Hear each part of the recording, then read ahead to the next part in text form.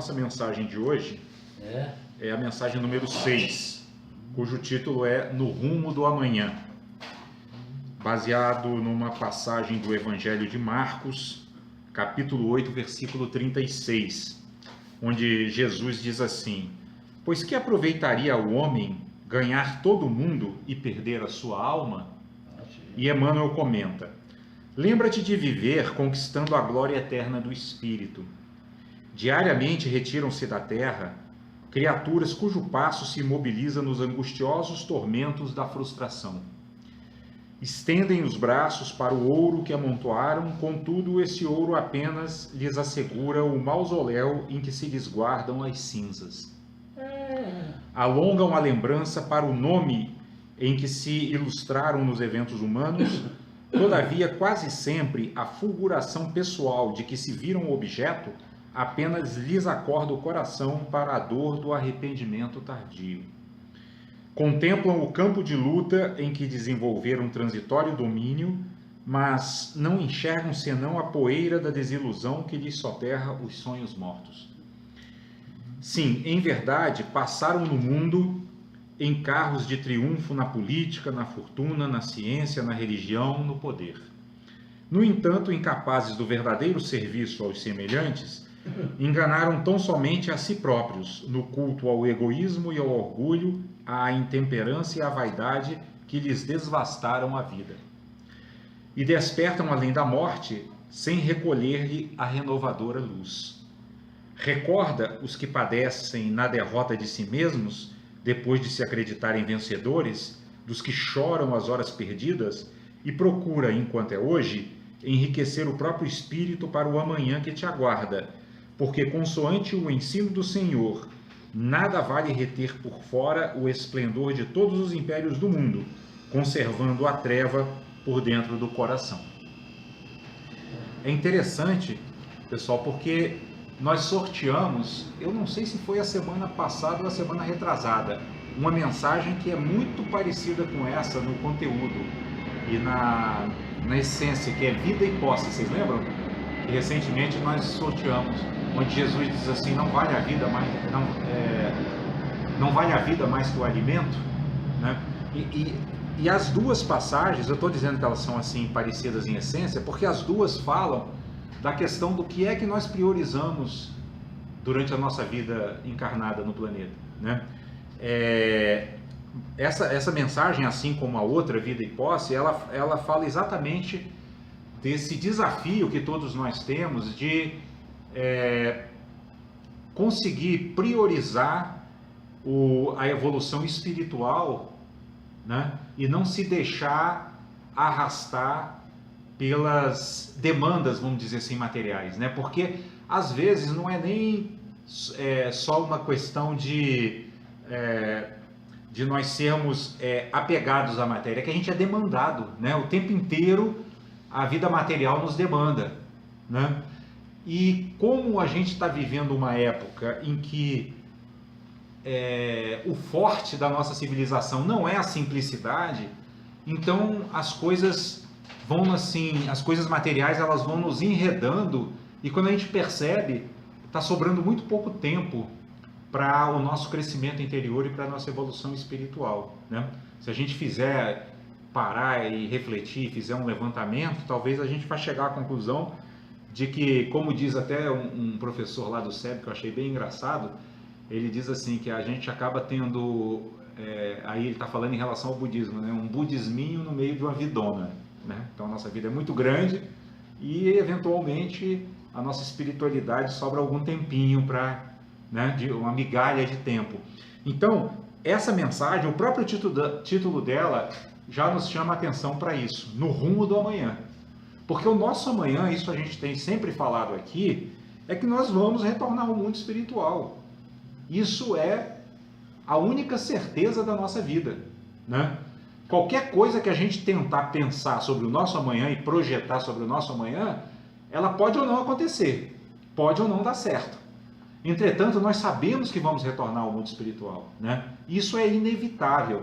Então, o que todos os mestres espirituais falam, o que nossos mentores falam, né? O que os espíritos superiores falam, é que essa deve ser a nossa preocupação central, em como que nós estamos nos preparando para esse retorno, né? Porque no momento desse retorno, segundo inclusive a própria literatura espírita toda nos descreve, né, os espíritos já desencarnados nos descrevem, na hora exatamente dessa transição, ocorre um fenômeno na nossa consciência onde nós vamos fazer uma prestação de contas natural, ela ocorre naturalmente. A gente simplesmente vai passar pela nossa mente, naquele momento da desencarnação, todo o filme da nossa vida, inclusive o que a gente tinha esquecido, inclusive aquilo que nós jogamos para o inconsciente, né?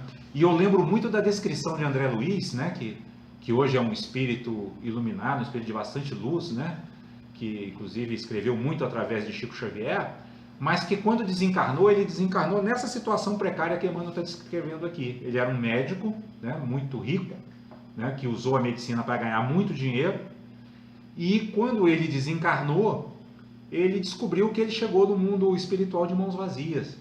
Ele descobriu, e ele descreve isso assim como extremamente doloroso, que uma das sensações mais dolorosas que ele já sentiu foi ver o quanto ele desperdiçou a preciosa oportunidade que ele teve de, como médico, inclusive, que é uma profissão que pode ajudar muito, né, beneficiar muito as pessoas, que pode ser um campo fértil para o exercício da compaixão, da caridade, como que ele perdeu e desperdiçou e jogou fora essa oportunidade, usando ela apenas de uma forma egoísta, né, para angariar recursos materiais, para dar conforto para a família, para comprar casa, para ter carros bons, para... Tem o filme, né, do Nosso Lar. Tem o filme Nosso Lar, é bem interessante até para a gente rever, né, baseado nesse ponto de vista, né? Ele vai para o umbral, né? Exatamente, ele acorda no umbral, e ainda acorda no umbral com os espíritos falando para ele, aqueles espíritos zombeteiros, né, falando para ele, suicida, suicida. Ele fala, mas eu não me suicidei, porque ele morreu, e se eu não me engano, porque ele teve uma crise em função de ter tomado bebida, né, e ele sabia que ele não podia beber, né, mas aí veio aquela coisa, beber socialmente, dá uma, né, não tem problema, não sei o quê. Então, ele, depois de muito tempo, ele foi compreender que o suicídio não é só aquele suicídio direto, né, é também aquele suicídio indireto. É aquela falta de cuidado que nós tivemos com a nossa própria saúde física e mental, né? Então, tudo isso é muito doloroso para o espírito quando ele está desencarnando, né? Porque quando a gente está desencarnando, todas as nossas ilusões caem por terra, não tem mais como sustentar essas ilusões, porque a gente se depara com a realidade da nossa consciência, né? Esse processo ele transcorre dessa forma. Então, o que Emmanuel está nos prevenindo aqui é justamente isso, né? Que a gente medite cotidianamente sobre a importância de nós sempre termos muita vigilância em relação àquela recomendação de Jesus: não se pode servir a Deus e a Mamon, né? Se nós estamos servindo a Mamon, nós estamos deixando o serviço divino, que é o serviço da nossa evolução, de lado. Cada minuto, cada segundo, né, cada semana, cada hora que nós abdicamos de fazer esse serviço divino, nós estamos de alguma forma desperdiçando essa oportunidade que nós estamos tendo nessa nossa encarnação, né? E é interessante porque ele fala inclusive sobre pessoas, né, espíritos que desencarnaram muito envaidecidos da posição que adquiriram, né, porque às vezes a pessoa se torna famosa por algum talento, né? Porque canta bem, porque foi um grande executivo, né? Porque foi uma pessoa de sucesso, e a pessoa se apega a essa identidade, né? Esse é um outro tipo de sofrimento também muito doloroso para o espírito. Por quê? Porque essa identidade nossa aqui é transitória, né? Benício, Benedito, Bela, Marisol, um dia nós vamos passar para o outro lado e essa identidade vai ficar para trás. Então, se apegar a ela também é criar causas de sofrimento em relação a esse amanhã que nos espera, né? O que nós precisamos realmente é angariar virtudes, né? Ampliar nossa visão, né? Ampliar nossa mente, né? Aprofundar a nossa compreensão, desenvolver compaixão, alegria altruísta, amorosidade, porque isso é que são os tesouros que as traças não roem e a ferrugem não come, de que fala Jesus, né? E a gente vê que essa passagem onde Jesus fala do tesouro, que as traças não roem, a ferrugem não come, ela tem toda a relação com isso aqui, né? Quando ele diz, pois que aproveitaria o homem ganhar todo mundo e perder a sua alma?